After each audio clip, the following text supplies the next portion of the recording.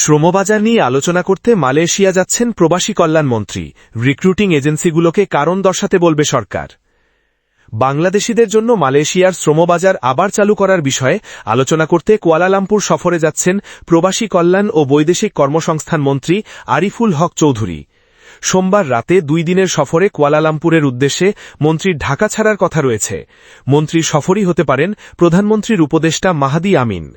প্রবাসী কল্যাণ মন্ত্রণালয় সূত্রে এসব তথ্য জানা গেছে। সূত্র জানায়, বাংলাদেশিদের জন্য পুনরায় মালয়েশিয়ার শ্রমবাজার চালু করতে চায় সরকার। তবে বাজার চালুর ক্ষেত্রে কিছু জটিলতা রয়েছে। সেগুলো নিরসনের উদ্যোগ হিসেবে মন্ত্রী মালয়েশিয়ার সংশ্লিষ্ট কর্তৃপক্ষের সঙ্গে আলোচনা করতে দেশটি সফরে যাচ্ছেন। 2024 সাল থেকে মালয়েশিয়ায় জনশক্তির বাজার বন্ধ বাংলাদেশের। ওই বছর মালয়েশিয়া সরকার ঘোষণা করেছিল যে আগে থেকে অনুমোদন পাওয়া বাংলাদেশিদের 31 মের মধ্যে দেশটিতে যেতে হবে। এরপর কর্মী ভিসায় আর কেউ সেখানে ঢুকতে পারবেন না। ওই তারিখের পর থেকে আর কোনো কর্মী যেতে পারেননি দেশটিতে। এরপর বিগত অন্তর্বর্তী সরকারের সময়ে দফায় দফায় চেষ্টা করেও এই শ্রমবাজার উন্মুক্ত করতে পারেনি সরকার।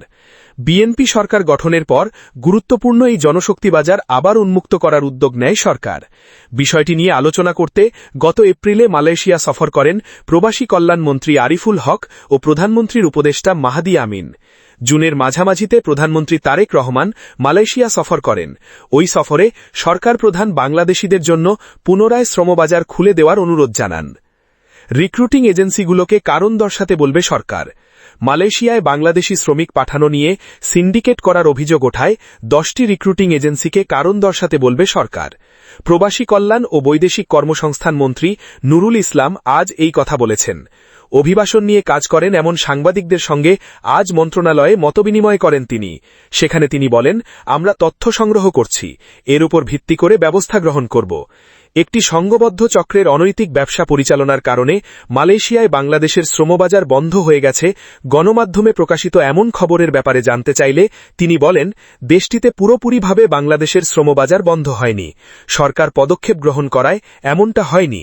মন্ত্রীর দাবি, তারা বিদেশি কর্মী রিক্রুটমেন্ট প্রক্রিয়ায় পদ্ধতিগত পরিবর্তন আনছেন। পরিবর্তনের কাজ শেষ হলেই দেশটিতে বাংলাদেশের জন্য শ্রমবাজার খুলে যাবে। তিনি আরও বলেন, সম্প্রতি 25 থেকে 30 হাজার বাংলাদেশি মালয়েশিয়া যাওয়ার প্রক্রিয়া সম্পন্ন করেছেন। তাদের যাওয়ায় কোনো সমস্যা হবে না।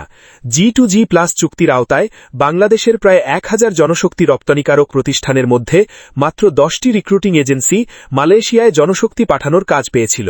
মালয়েশিয়ার দ্য নিউ স্ট্রেটস টাইমসের খবরে বলা হয়, বাংলাদেশ থেকে জনশক্তি পাঠানোর খরচ কমাতে মালয়েশিয়ার সরকারের সঙ্গে আলোচনা চলার কথা জানিয়েছেন প্রধানমন্ত্রী মাহাথির মাহমুদ। এখন শুধু 10টি এজেন্সি বাংলাদেশে মালয়েশিয়ায় লোক পাঠাতে পারে। তিনি মনে করেন এটি এক ধরনের একচেটিয়া প্রক্রিয়া।